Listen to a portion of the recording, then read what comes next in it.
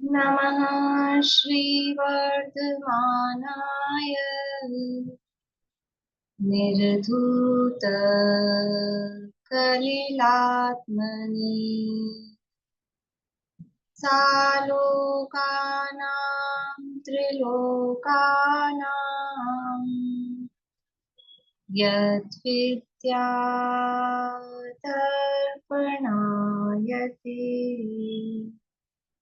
यद्विद्यादर्पणायते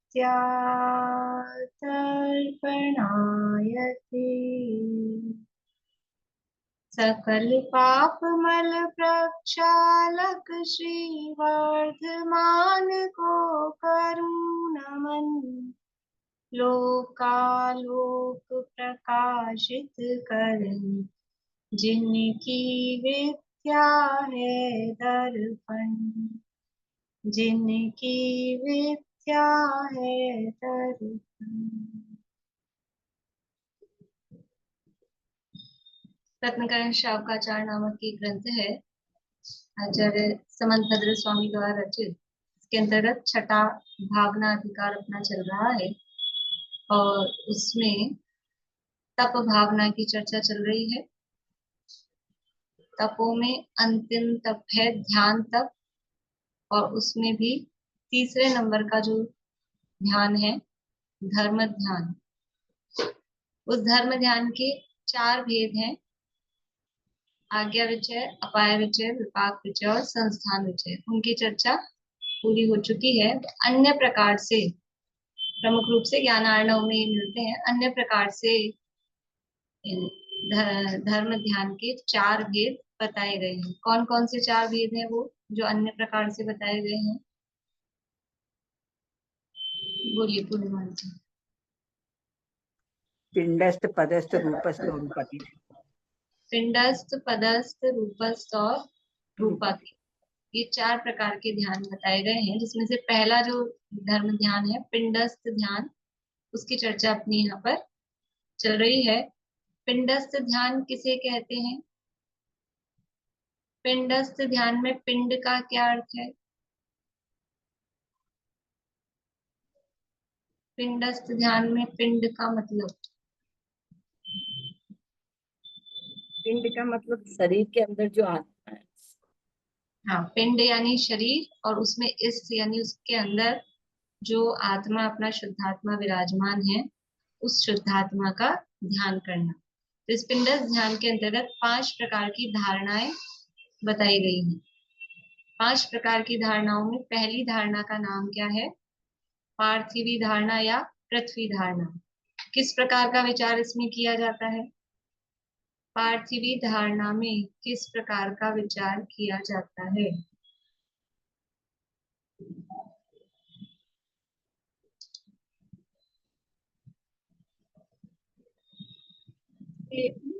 ध्यानपूर्वक एकाग्र चित्त होकर बैठकर कल्पना में ध्यान किया जाता है। मतलब सोचा जाता है कि मध्य लोक के समान क्षीर समुद्र है और उसमें जम्बू द्वीप के समान कमल है, बहुत सुनहरा, 1000 पंखुड़ियों वाला, और उस पर स्फटिक मणि का सिंहासन है, या मेरू पर्वत है उस पर सिंहासन, या कमल के ऊपर सिंहासन है। मतलब दोनों में से कोई बात है। नहीं, आप कंफ्यूज हैं या आप कह रहे हैं दोनों में से कुछ भी विचार कर सकते हैं? नहीं, मतलब मुझे याद नहीं आ रहा सिंहासन की बात कमल पर लिखी है या वो कर्णिका के ऊपर लिखी है, कुछ ऐसा कोई बात है। कर्णिका, सुमेरु पर्वत उसकी कर्णिका के समान है। जम्बू द्वीप यदि कमल है तो सुमेरु पर्वत उसकी कर्णिका है। सुमेरु उस पर्वत की पर्वत तरह के उसकी कर्णिका है, कमल की। हाँ। उस पर स्फटिक मणि मतलब चंद्रमा की तरह बिल्कुल सफेद एक सिंहासन है, उस पर विचार करना है कि मैं स्वयं उस पर बैठा हूँ, और उस पर ये 16 अक्षर जो नहीं, बस ये पार्थिवी धारणा में इतना ही है कि एक राजू बाय एक राजू, मध्यलोक प्रमाण जितना क्षीर समुद्र है, सफेद, निर्मल, धवल, शांत, कोई उसमें चंचल तरंगे नहीं, और उस समुद्र के बीचों बीच जम्बू द्वीप प्रमाण एक सुनहरा 1000 पंखुड़ी वाला एक कमल है। उस कमल की कर्णिका स्वरूप सुमेरु पर्वत है, और उस सुमेरु पर्वत के ऊपर वो स्फटिक मणिमय सिंहासन पर मैं विराजमान हूँ और अपनी शुद्धात्मा का ध्यान कर रहा हूँ। इतना इतना विचार करना वो पार्थिवी धारणा। फिर उसके आगे वो दूसरी धारणा चलेगी। दूसरी धारणा का नाम है आग्नेयी धारणा, या उसको सरल शब्दों में अग्नि धारणा भी बोलते हैं। पार्थिवी धारणा को सरल शब्दों में पृथ्वी धारणा भी बोलते हैं। आग्नेयी धारणा में किस प्रकार का विचार किया जाता है? आग्नेयी धारणा में किस प्रकार का विचार किया जाता है?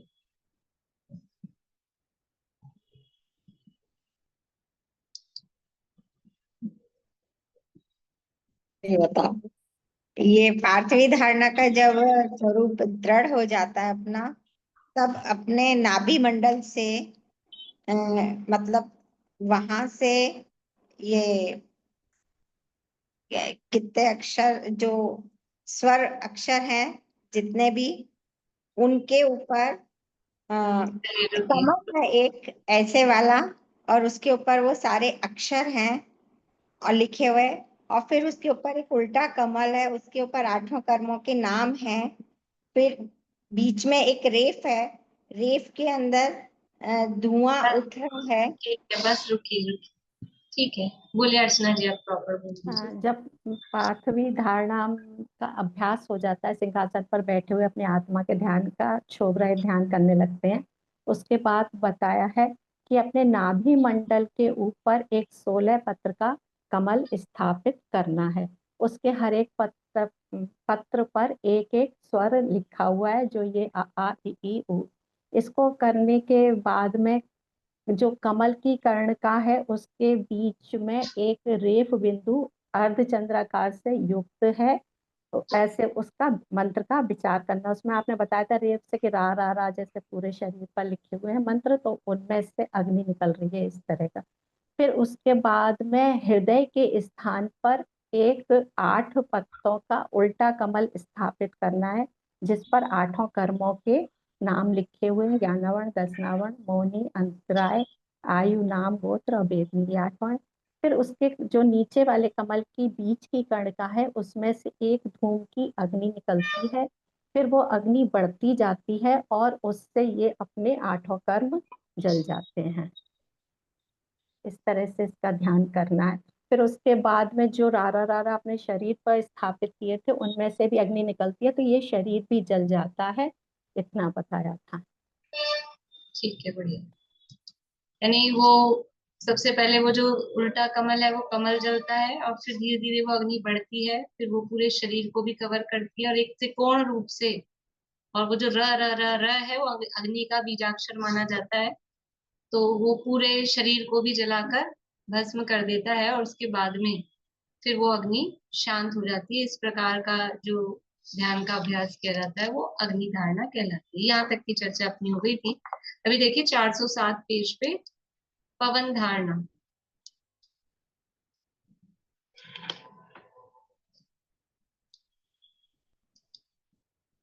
अब पवन धारणा का वर्णन करते हैं।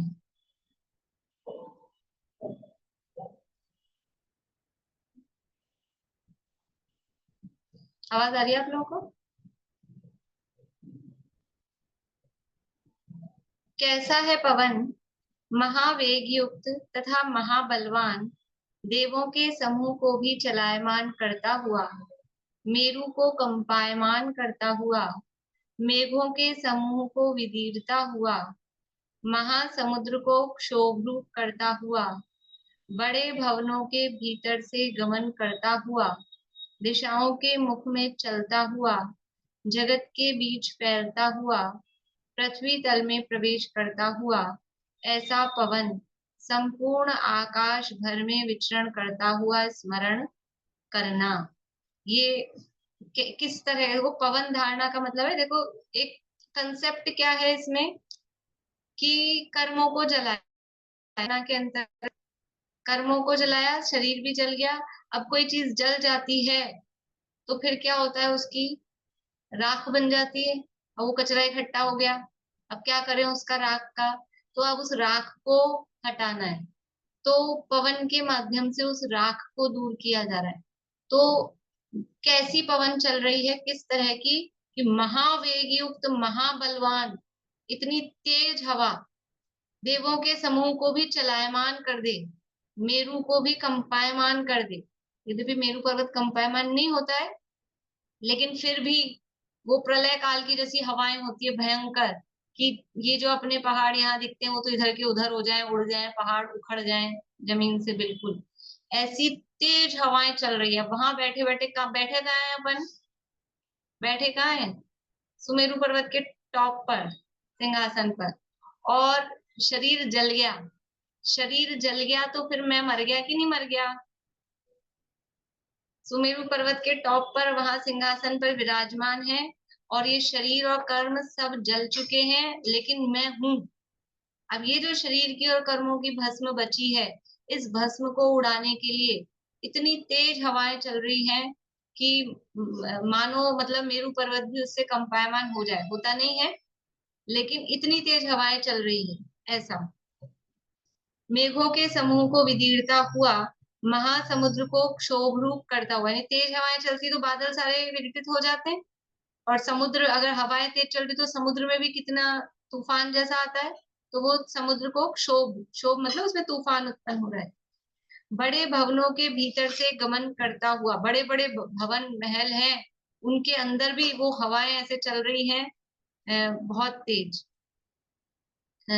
भीतर गमन करता हुआ, दिशाओं के मुख में चलता हुआ, जगत के बीच फैलता हुआ, पृथ्वी तल में प्रवेश करता हुआ, मतलब हर जगह उस पवन का प्रवेश है, हर जगह उसकी एंट्री है। ऐसा नहीं है अपन ने दरवाजा बंद कर लिया तो हवा रुक जाए। कभी कभी महसूस किया होगा आप लोगों ने, जब गर्मी के दिनों में बहुत तेज आंधी वगैरह आती है, तो वो बंद दरवाजों में से भी खूब हवा आती है, और धूल मिट्टी भी साथ में आ जाती है। तो ऐसे ये इतनी भयंकर हवा है कि दरवाजे दरवाजे, छोटी मोटी पतली दीवारें तो उसके आगे कुछ काम ही नहीं कर रही, उनसे तो वो रुक ही नहीं रहा है। ऐसा हर जगह वो विचरण करता हुआ, उसको विचार करना।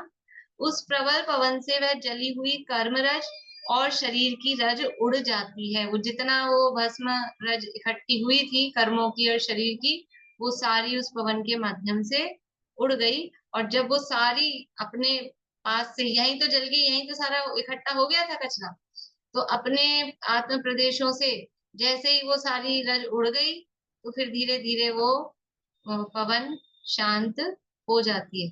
तो वो पवन का बीजाक्षर स्वाय स्वाय स्वाय, ऐसा हवा चलती तो साय साय ऐसी आवाज आती है ना हवा की, तो वो पवन का बीजाक्षर स्वाय स्वाय स्वाय। तो ऐसा विचार उसमें किया जाता है कि सब जगह स्वाय स्वाय स्वाय ऐसा लिखा है, और वो पवन चल रही है, और उससे सारी जितनी ये कर्म रज है और शरीर की रज है वो सब उड़ चुकी है, दूर हो चुकी है। इस प्रकार पवन धारणा का वर्णन किया। अब यद्यपि वो उड़ गई है सारी, लेकिन फिर भी अगर अपन ऐसे उंगली लगाओ ना, तो कुछ आएगा कि नहीं आएगा। झाड़ू लगा देते हैं, झाड़ू लगाने के बाद में फर्श पे उंगली लगाओ तो कुछ ना कुछ ऐसा रेत मिट्टी लगती है, तो फिर क्या करते हैं उसको और क्लीन करने के लिए, पोंछा या धुलाई, वो। तो अभी रज उड़ तो गई है, लेकिन फिर भी कहीं कुछ बचा हो, तो अब उसको पानी के द्वारा धुलाई करनी है, तो उसके लिए है वारुणी धारणा। वारुणी धारणा अथवा जल धारणा भी बोलते हैं। वारुणी धारणा में मेघ के समूह से व्याप्त आकाश का विचार करना। कैसा है मेघ, मेघ के समूह से आसमान भरा हुआ है, तो कैसा मेघ किस टाइप का, ऐसे सफेद सफेद रुई जैसे दिखते हैं, वो कौन से वाले मेघ। इंद्रधनुष और बिजली की चमक व महागर्जना सहित स्मरण करना। वो कैसे बादल हैं जो भयंकर गर्जना कर रहे हैं बरसने के लिए, और इंद्रधनुष भी उनमें बना हुआ है। अमृत से उत्पन्न सघन मोती के समान उज्जवल मोटी धार से निरंतर बरसता हुआ स्मरण करना, कि जैसे वो अमृत बरस रहा है और मोती के समान वो जल है, ऐसा वो जल बरसा रहे हैं, बादल गरज रहे हैं, बिजली चमक रही है और फिर मूसलाधार वर्षा बहुत तेज। देखो कुछ जो ऐसी ऐसी जगह होती है ना, कई कई हैं जैसे मंदिरों के शिखर हैं या जो इतनी हाइट वाली जगह है, अब वहां कौन सफाई करता है रोज। तो अभी ये सावन के महीने में बारिश के माहौल में अब खूब मूसलाधार वर्षा होती है तो सब एकदम चमक जाते हैं, सब साफ सुथरे बढ़िया अच्छे हो जाते हैं सब। तो ऐसी मूसलाधार वर्षा वहां पर हो रही है। तो इंद्रधनुष और बिजली की चमक और महागर्जना सहित स्मरण करना, अमृत से उत्पन्न सघन मोती के समान उज्जवल मोटी धार से निरंतर बरसता हुआ स्मरण करना, उसके बाद वरुण बीजाक्षर से चिन्हित तथा अमृतमय जल से भरे हुए आकाश में व्याप्त होते हुए अर्धचंद्र के आकार के वरुणापुर का विचार करना। ये जो वरुण के बीजाक्षर होता है प, प प प प प से अर्धचंद्राकार रूप से प प प प प प पूरे आकाश में वो इस तरह से लिख गए हैं, इस तरह का विचार करना। दो तीन तरह के यहाँ बीजाक्षर बताए हैं, अग्नि बीजाक्षर र, फिर वायु बीजाक्षर स्वाय, अभी जल बीजाक्षर या वरुण। वरुण मतलब वो बादल का पर्यायवाची शायद वरुण, जिसमें से जल निकल रहा है, तो उसका जो बीजाक्षर है वो प। तो ऐसे प प प प प जल के बीजाक्षरों सहित वो सारे आसमान में आकाश में प प प प प प इस तरह से अर्धचंद्राकार रूप से लिख गया है और उनमें से वो जल की वर्षा हो रही है। अर्धचंद्र के आकार के वरुणापुर का विचार करना, उस अचिंत्य प्रभाव रूप दिव्य ध्वनि रूप जल के द्वारा शरीर व कर्मों को जलाने से उत्पन्न हुई, पवन के उड़ाने से शेष रहित समस्त रज को प्रक्षालित करता हुआ स्मरण करना। इस प्रकार वारुणी धारणा का वर्णन किया। देखो ये भी जो धारणा है, इन धारणाओं के माध्यम से क्या विचार किया जा रहा है, अपने आप को कर्म और नो कर्म से रहित शुद्ध आत्मा का स्वरूप में हूँ, शुद्धात्म स्वरूप में हूँ, ऐसा विचार किया जा रहा है। तो भेद ज्ञान समझ में आ रहा है कि कर्म जल गए, शरीर जल गया, तो क्या मैं जल गया, क्या मैं नष्ट हो गया, कि कर्म जल गए, शरीर जल गया, लेकिन मैं हूँ और उनकी सारी रज नष्ट हो गई। तो मैं जैसा मेरा शुद्धात्म स्वरूप था, यानी है द्रव्य रूप से, वैसा यहाँ बाहर भी ऐसा शुद्धात्म स्वरूप प्रकट हो गया। तो ऐसे अपने शुद्धात्मा के स्वरूप का विचार कि मैं कर्मों से रहित, शरीर से रहित, इस देह से भिन्न शुद्धात्मा हूँ, ऐसा विचार करने के लिए एक थोड़ा सा कंसंट्रेशन बने और दूसरे विकल्प। अब ये सब इतना विचार करेंगे तो दूसरे कोई राग द्वेष के विकल्प आएंगे, क्या करना है, क्या लाना है, क्या खाना है, क्या बनाना है, उस भाई इतना सारा विचार अपने को करना है।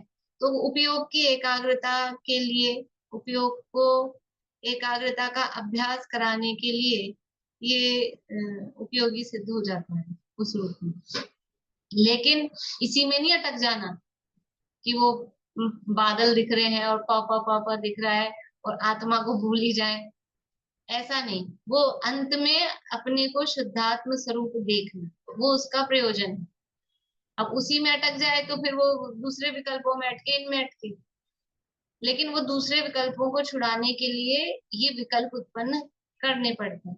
देखो जो निचली भूमिका होती है, जैसे बालक होता है ना, बालक छोटा बच्चा है 6-8 महीने का, उसने चक्कू ले लिया हाथ में, 10 महीने का, साल भर का, ऐसे। अब उसने चक्कू ले लिया, अब क्या करें, एक चक्कू हाथ में रखेगा तो खुद के लगाएगा और दूसरे के लगाएगा, उसको क्या मालूम है क्या है, मुंह में डाल लेगा, आंख में डाल लेगा, दूसरे के फेंक देगा।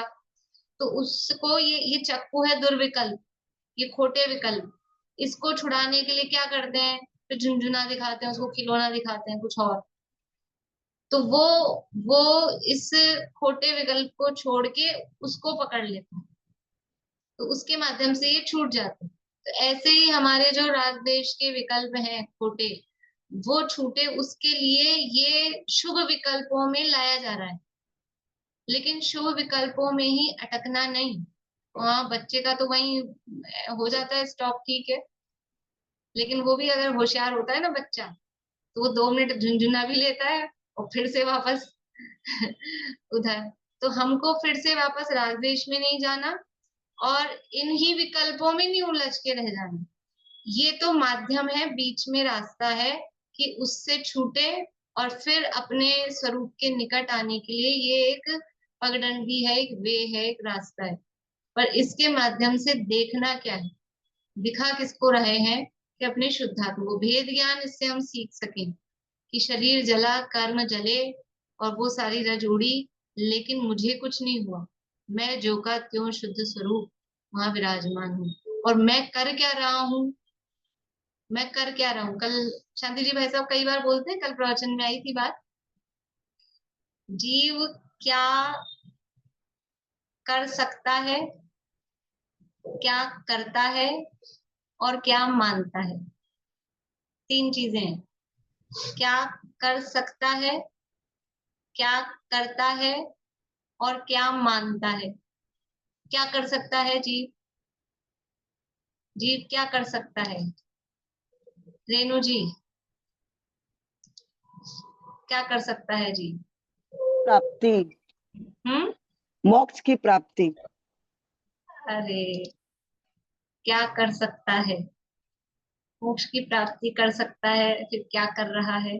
ज्ञाता दृष्टा रहकर सिर्फ जानना ज्ञाता देखना कर दृष्टा सकता रह है। सकता है, जीव यही कर सकता है, जानना बस। यानी अपने स्वभाव रूप परिणमन, जीव केवल अपने भावों को, अपने परिणमन को कर सकता है।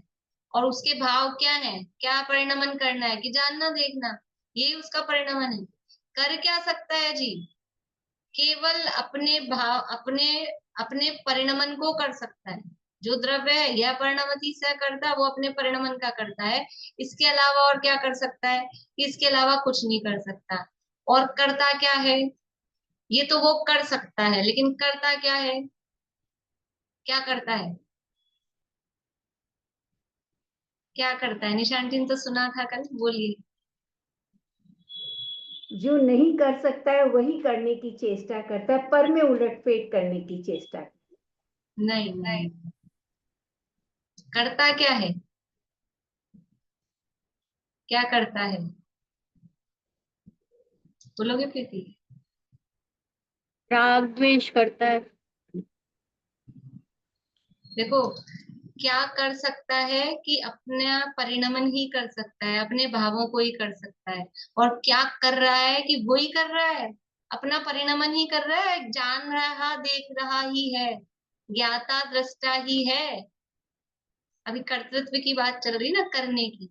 क्या कर सकता है कि केवल ज्ञाता, ज्ञाता दृष्टा से जल्दी समझ आता है अपने को, ज्ञाता दृष्टा रह सकता है। और क्या करता है कि ज्ञाता दृष्टा ही रहता है, लेकिन अब प्रॉब्लम कहाँ है, मानता क्या है। प्रॉब्लम यह है, मानता ये है कि मैं ये कर सकता हूँ, मैं ये कर सकता हूँ, मैं इसको अच्छा कर सकता हूँ, मैं इसको बुरा कर सकता हूँ। ये है राग द्वेष करना, ये मान्यता में है केवल। ये मोक्ष जा सकता है कि राग द्वेष कर सकता है कि सुखी दुखी हो सकता है कि कर सकता है, ये ओनली और ओनली मान्यता में।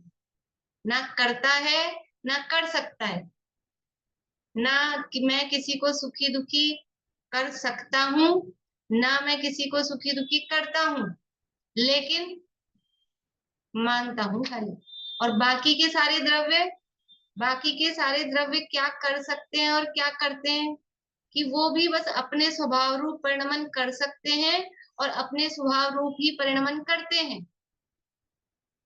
अब ये मान्यता वाला गुण उनमें है ही नहीं, मानने की प्रॉब्लम उनमें है ही नहीं, तो उनमें कोई चक्कर नहीं। और ये जीव के दुख का, संसार का मूल कारण ये मान्यता है, केवल मान्यता। तो ये मान्यता कि हम इधर उधर फेर फार कुछ कर सकते हैं, ये मान्यता ही हमारे दुख का कारण है।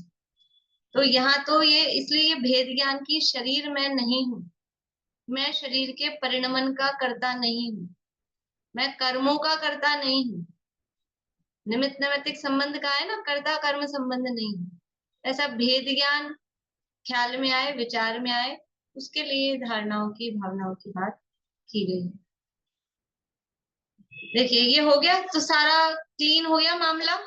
जितनी गंदगी थी और जो धूल आई और वो सब धुलाई हो गई, अब एकदम साफ सफाई। तो अब क्या कर सकते हैं, आराम से फैल पसर के जमीन पे पैर फैला के सफाई हो गई ना, तो बैठ जाओ आराम से।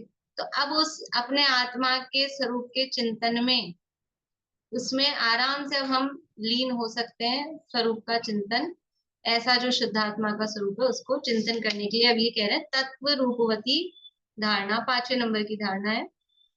उसके पश्चात सिंहासन के ऊपर बैठा हुआ, दिव्य अतिशयों से युक्त, कल्याणकों की महिमा युक्त, 4 प्रकार के देवों से पूजित, समस्त कर्म रहित, अत्यंत निर्मल, प्रकट पुरुषाकार, अपने शरीर के भीतर सप्त धातु रहित, पूर्ण चंद्रमा के समान कांति का पुंज, सर्वज्ञ समान अपने आत्मा का स्मरण विचार करना।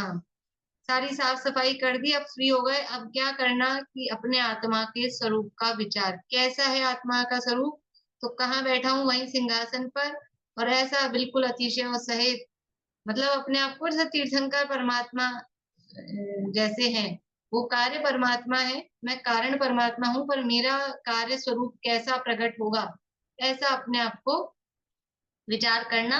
तो कल्याण को सहित, 4 प्रकार के देवों से पूजित, कर्मों से रहित, बिल्कुल निर्मल पुरुषाकार, ऐसा सप्त धातु रहित, चंद्रमा के समान कांति का पुंज, सर्वज्ञ के समान अपने आत्मा का स्मरण करना, यह तत्व रूपवती धारणा है। तत्व रूपवती कि जैसा तत्व है उसके रूप स्वरूप अपने को अनुभव करना।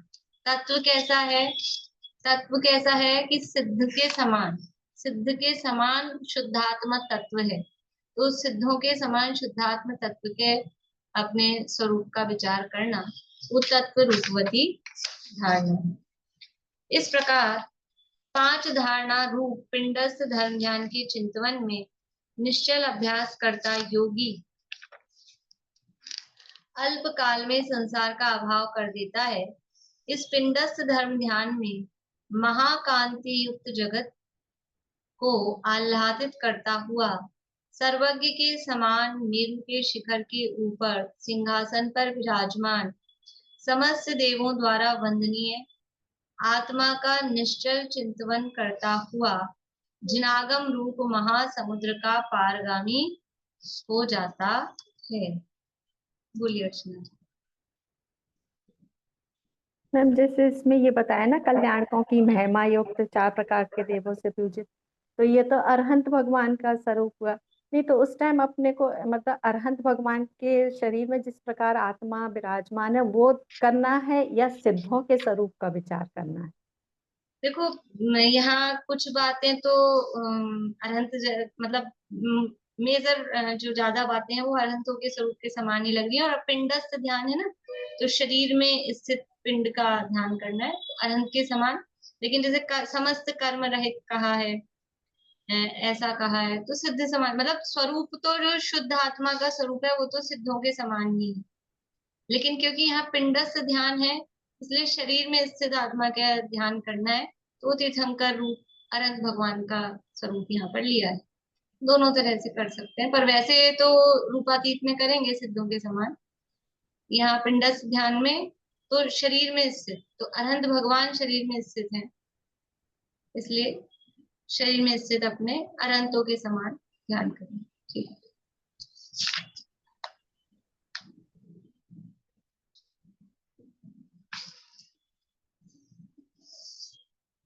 इस ध्यान के ही प्रभाव से दुष्टों द्वारा की गई विद्या, मंडल, मंत्र, यंत्रादि क्रूर क्रिया का नाश हो जाता है।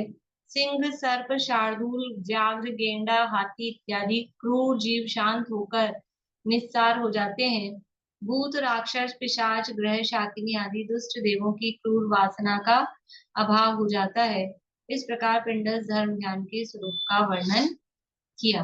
मतलब ये ध्यान में जीव लीन है, तो बाहर में निमित्त कुछ ऐसा निमित्त नैतिक संबंध हो जाता है कि यदि जीव उपयोग पूर्वक इस ध्यान में लीन है, तो को बाहर से अगर कोई इस तरह का क्रूर पशु आ रहा है कि कोई मंत्र आदि दुष्ट उसका प्रयोग कर रहे हैं, तो भी वो शांत हो जाते हैं।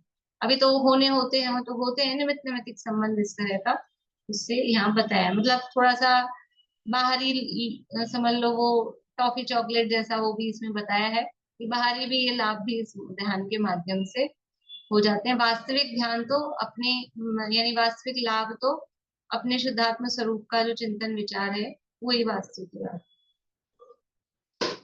अब है पदस्थ धर्म ध्यान। अब पदस्थ धर्म ध्यान के स्वरूप का वर्णन करते हैं। जो पुराने आचार्यों द्वारा प्रसिद्ध सिद्धांत में मंत्र पद हैं, उनका ध्यान करना वह पदस्थ ध्यान है। पदस्थ ध्यान का मतलब क्या है कि जो अक्षर अक्षर अक्षर मिलके पद बनता है, तो वो अक्षर स्वरूप जो पद हैं उन पदों के माध्यम से फिर आत्मा के स्वरूप का विचार चिंतन करना, वो पदस्थ धर्म ध्यान कहलाता है। जैसे कि अरहंत, ये एक पद है। नमोकार मंत्र में कितने पद हैं? नमोकार मंत्र में कितने पद है? जिनको आता है वो तुरंत उंगली से जवाब दे देते हैं, वो इंतजार नहीं करते कि हम हाथ खड़ा करें, हमारे को पूछें। बढ़िया, 4-5 लोगों ने दिया है। 5 ऐसा पंजा दिखा रहे हैं। 5 पद हैं, ठीक है।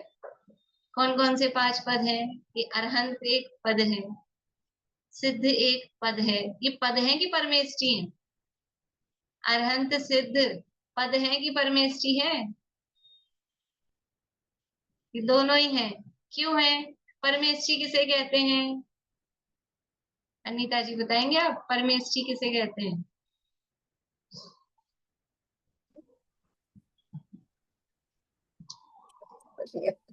कोई बात नहीं, मैं आपको बताने के लिए औरों से पूछ रही हूँ।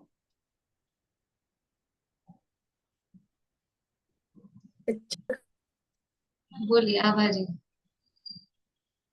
तो छोटी जो परम पद में स्थित है उसे परमेष्टि कहते हैं। बहुत बढ़िया।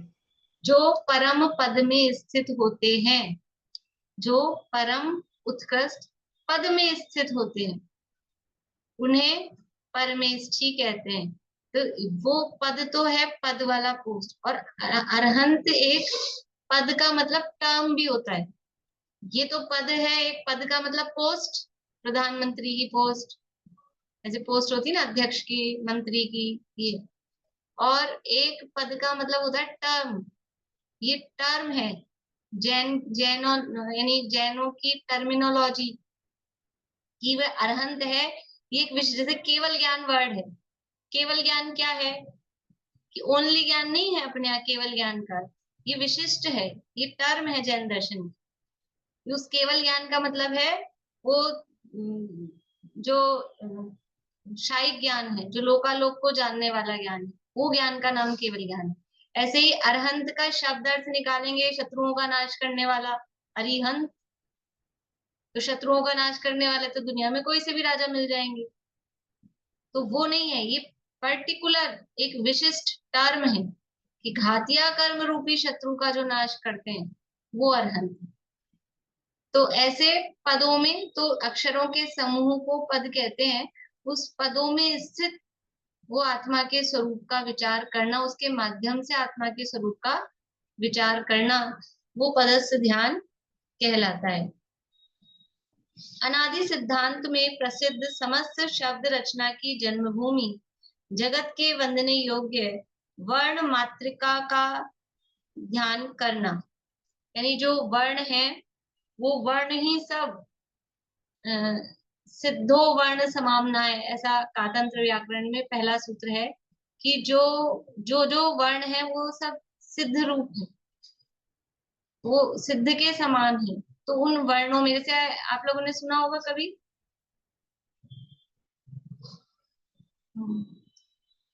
क, क यानी पृथ्वी, ख यानी आकाश, घ यानी आत्मा, और ग यानी वाणी। क ख ग घ, ग यानी वाणी और घ यानी आत्मा। ऐसे एक एक, ख का अर्थ तो आकाश सुना होगा आप लोगों ने, ख यानी आकाश नहीं सुना? ये पढ़ाई छोड़े बरस हो गए बहुत, इसलिए देखो अपन खग बोलते हैं, खग खग खग को खग खग किसे कहते हैं शकुंतला जी? खग किसे कहते हैं? पक्षी, पक्षी। पक्षी का मतलब क्या है? तो आसमान में उड़ते हैं। बहुत बढ़िया। मुझे उम्मीद नहीं थी कि यही वाला जवाब आ जाएगा, यही जवाब चाहिए था।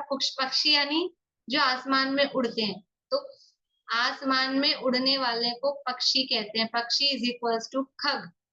ठीक है, तो ख यानी आकाश कर रहे हैं हम। ख यानी आकाश, और ग यानी उसमें गमन करने वाला।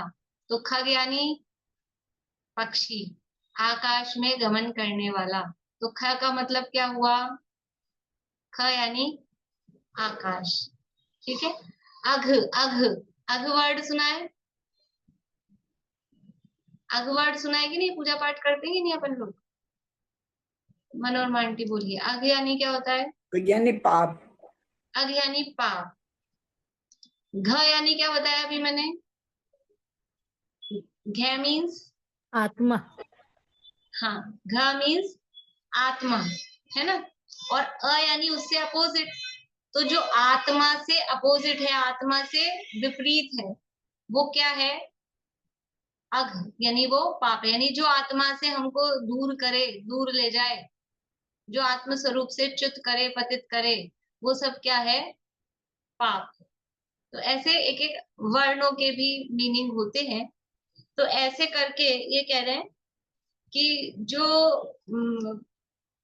सिद्धांत में प्रसिद्ध मंत्र पद हैं उनका ध्यान करना, और अनादि सिद्धांत में प्रसिद्ध समस्त शब्द रचना की जन्मभूमि, जगत के वंदने योग्य वर्ण मात्रिका का ध्यान करना। देखो एक एक जो भी अक्षर है ना, मंत्र है, हम लोग ऐसा करते हैं कि ये जो जिनवाणी है, सावी रत्नगण शावकर जिनवाणी, ये तो बिल्कुल विनय से ऐसे रखते हैं अपन। और जो न्यूज़पेपर है, स्कूल की कॉपी किताबें हैं, वो तो न्यूज़पेपर को तो बिछा के बैठने के काम ले लेते हैं अपन, सफर में बिछा के बैठेंगे, बच्चों की पॉटी कर देंगे साफ उससे।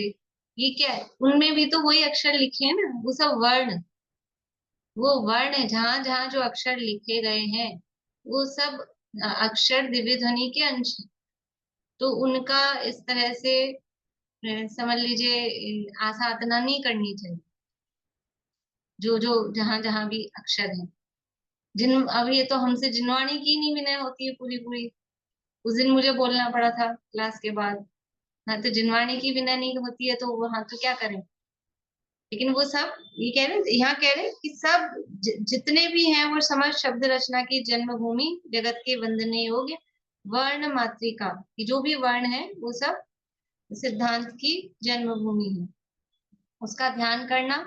नाभि में एक 16 पंखुड़ियों वाले कमल का विचार करो, उसके प्रत्येक पत्ते पर 16 स्वरों की पंक्ति भ्रमण करती हुई विचार करो।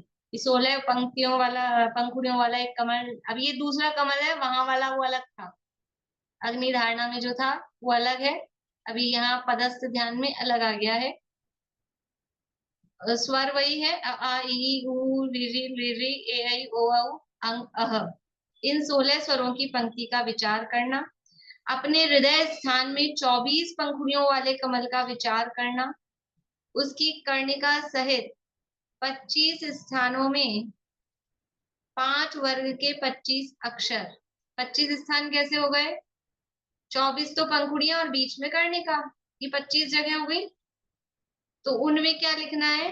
5 वर्ग के 25 अक्षर, क ख ग घ ङ न छ छ ज झ ञ ट ठ ड ढ ण त थ द ध न प फ ब भ म। ये हो गए 25। टोटल कितने होते हैं वर्णमाला में? य र ल व श श स ह, ये और होते ना 8। 52 होते हैं। हम्म, तो इनका विचार करना। फिर मुख में 8 पंखुड़ी वाले कमल का विचार करना, उसमें य र ल व श श स ह, ये 8 और जो बचे थे, ये यहाँ पर 8 अक्षर प्रदक्षिणा रूप परिभ्रमण करते हुए विचार करना। यानी ये सब वो है घूमते हुए, ऐसा ऊपर कहा था ना कि इसको कहाँ था वर्ड, भ्रमण करती हुई विचार करो। 16 स्वरों की पंक्ति भ्रमण करती हुई ऐसा घूम रही है, वो होता है ना एक रिवॉल्विंग, ऐसा वो घूमता जा रहा है। तो नाभि स्थान पर 16 स्वर वाले, फिर हृदय स्थान पर 24 पंखुड़ियों वाला और बीच में कर्णिका ऐसे 25, फिर मुख में जो 8 अक्षर बचे हैं यर लव उन शशसह ऐसा 8 पंखुड़ी वाला कमल का विचार करना। इस प्रकार अनादि प्रसिद्ध वर्ण मातृका का स्मरण करता हुआ ज्ञानी शुद्ध ज्ञान समुद्र का पारगामी हो जाता है। इस वर्ण मातृका के ध्यान से नष्ट हुई वस्तु का ज्ञान हो जाता है। क्षय रोग, अरुचि रोग, मंदाग्नि, कोढ़, उदर, कास, श्वास आदि रोगों को जीत लेता है तथा असदृश वचन कला व महंत पुरुषों से पूज्यता पाकर उत्तम गति को प्राप्त होता है। ये थोड़ा ये यहीं पर है पदस्थ ध्यान के अंतर्गत, ये जो कमल वाली बातें हैं। बाकी पदस्थ ध्यान के अंतर्गत जो द्रव्य संग्रह में भी दिया है आचार्य ने, वहां 16 अक्षरों का, 35 अक्षरों का, फिर 16 अक्षरों का जो नमोकार मंत्र है, मतलब उसमें उन्हीं को पदों के रूप में लिया है। नमोकार मंत्र पंच परमेष्टि के स्वरूप को बताने वाले वाचक जो हैं उन्हीं को पदों के रूप में लिया है। तो पूरा नमोकार मंत्र बोलना, 35 अक्षरों वाला मंत्र उसका स्मरण करना, फिर 16 अक्षरों वाला अरहंत सिद्धाचार्य उपाध्याय साधु, उसके नीचे दिया है। अपन अभी बर्बली पकड़ लेते हैं, फिर कल करेंगे, समय हो गया।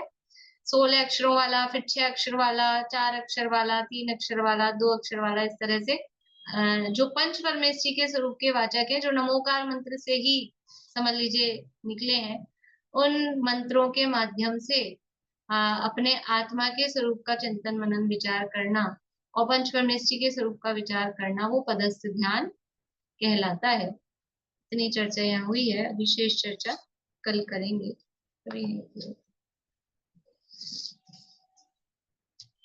बोलिए शकुंतला जी।